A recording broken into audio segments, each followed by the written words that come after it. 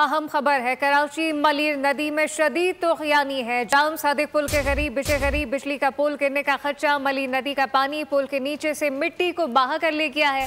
बिजली के high tension line के पुल के मनासिर बोल न्यूज़ पर देखे जा सकते हैं। ये मनासिर है जहाँ पे बोल न्यूज़ पर ये मनासिर कराची मलिर नदी में शदीद तूफ़ानी का खतरा है। जाम सादिक पुल के करीब बिजली का पुल गिरने का खदशा। मलिर नदी का पानी पुल के नीचे से मिट्टी को बहा कर ले गया है। बिजली के हाई टेंशन लाइन के पुल के मनासिर बोल न्यूज़ पर देखे जा सकते हैं जहां पे कराची मलिर नदी में शदीद तूफ़ानी है। जाम सादिक पुल के ये मनासिर है जिसके करीब बिजली का पोल गिरने का खदशा पैदा हो गया है। मलिर नदी का पानी पुल के नीचे से मिट्टी को बहा कर ले गया है।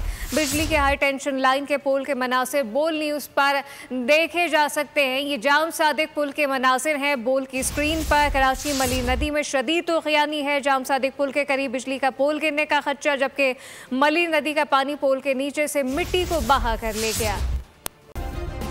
सब्सक्राइब करें और बेल दबाएं ताकि कोई खबर रह न जाए।